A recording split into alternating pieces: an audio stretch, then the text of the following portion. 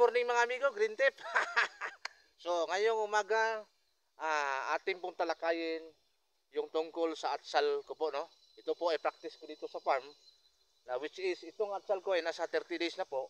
And then, kailangan na po natin maglagay ng trellis dahil matangkad na po sila, nagwaway na po, nagsimula na po ng mulaklak yung kanilang in-between sa Y.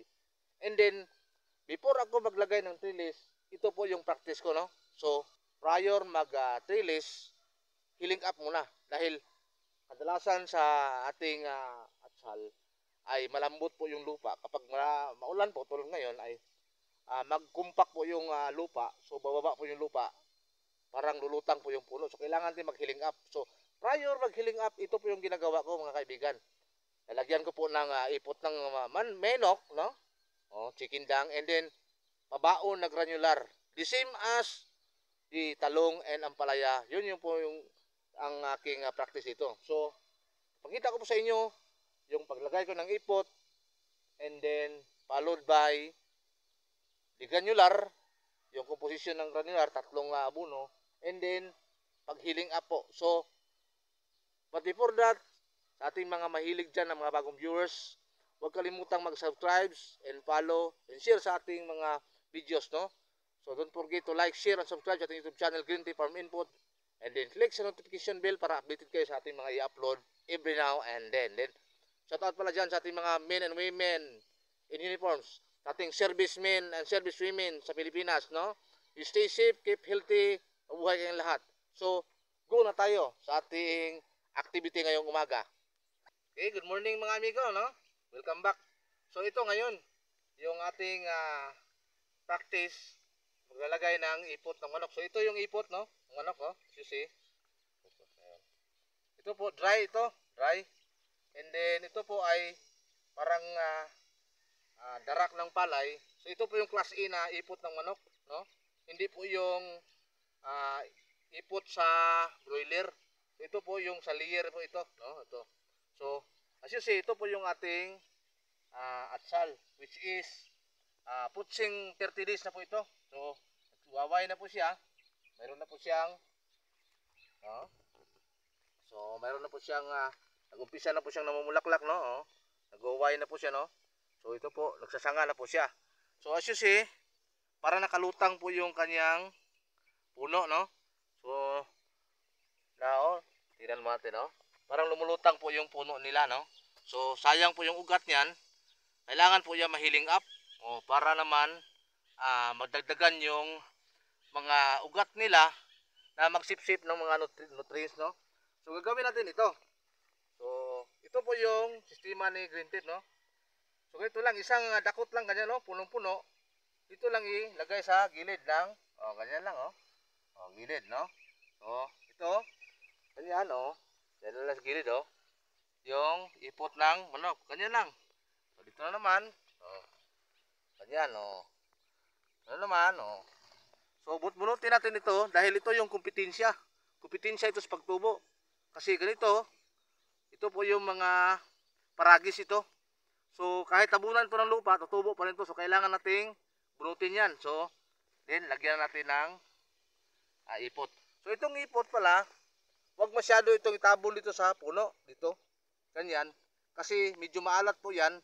Kapag walang ulan, baka magkaroon po reaksyon ng tanim. So, kailangan nating distansya ng konti, ganyan, So, kapag nabuhusan na ng ulan yan, matatanggal na po yung alat niya at papunta na po sa lupa.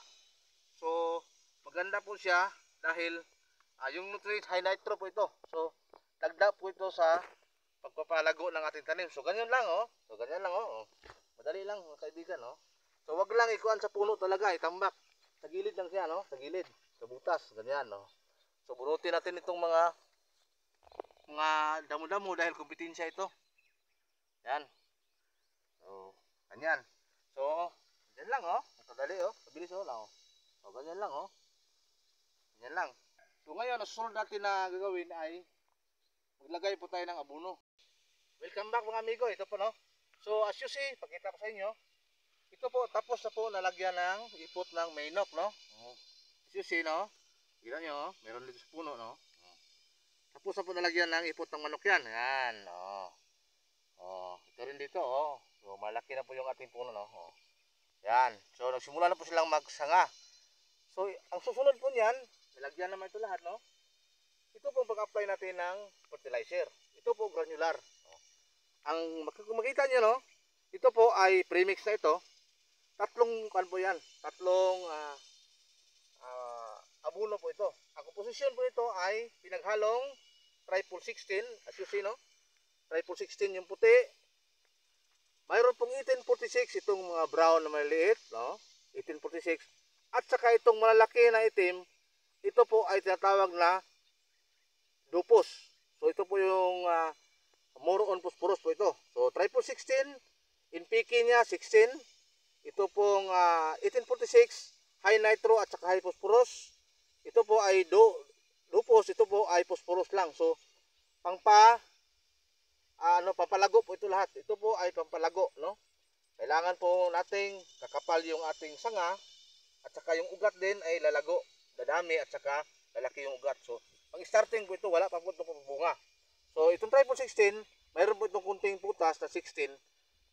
Pero kaya po, nagkakaroon na po sila ng, as you see, mayroon na po silang, namumulaklak na po sila. Siguro sa edad na ito, approaching 1 month pa ito. So ito po yung paglagay natin, no? As you see, tingnan natin ha. Focus natin. Kaunti lang po, kaunti lang. 5 grams lang. 5 grams. So ito lang po yung palagay niyan. Dito lang po sa gilid, no? Ito lang, malayo lang sa puno. Ganyan. Ganyan, 5 grams lang, dito. Ito naman, ganyan, ganyan, dito sa gilid, malayo sa puno dahil kalaban po nila yung maalat na ito na abono. Kapag ka dumikit yan sa puno nila, no? Pag dumikit yan dito, mamatay po yung ating halaman. So ganyan lang, gilid, Ito po yung pabaon niya. So sa atin, sa iba, butas dito kasi malayo na. So huwag muna kasi tatakpan man din ito ng lupa. So ito na yung pinakaano niya, pabaon niya, no? Ganyan lang, sa gilid, ganyan sa gilid lang, no? So ganyan lang. Man. So yan, 5 grams lang, no? 5 grams lang, dito lang sa gilid, no? Ganyan. Pabaon po yan, pabaon ng ating hindi mineral ha, pabaon sa mineral. Pabaon sa ating tanim, yan. Tapos na po tayo naglagay ng granular. Tapos na po tayo naglagay ng ipot na manok. So ito na yung healing up, no? Tambak na ng lupa. So as you see, ito po ay bumababa, no? Bumaba yung kanyang lupa, no? Na halos na lumulutang na yung puno niya. Ganun din sa kabila. So yan, tapos na po yan, no? Okay na yan, ganyan ang kalabasan niya. So ganito lang gawin natin. Okay, tira. Itong dito sa gitna niya, ito po ay malalambot na lupa. So dito tayo magkuha. So para natin, wala nang damo-damo. So kunting pino-pino lang ganyan, ganyan lang, So ganyan lang siya katambak, Ganyan lang, Ganyan lang. Ganyan lang siya, Huwag mo nang isiksik. Hayaan mo na yan kasi habang umbok na umbok yan, So umbok na umbok yan.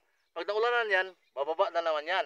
Bababa na naman. So kailangan yung pagkatabon talaga, pagka-healing up is marami lang lupa, no? So talagang halos pumatong na sa mulching yung lupa, no? Ganyan, Ito naman, kabila. Yan, ganyan lang, Yan. Yan lang. So yung abono at saka ipot niyan is nasa ilalim na, no? So itong puno dito, as you see, focus.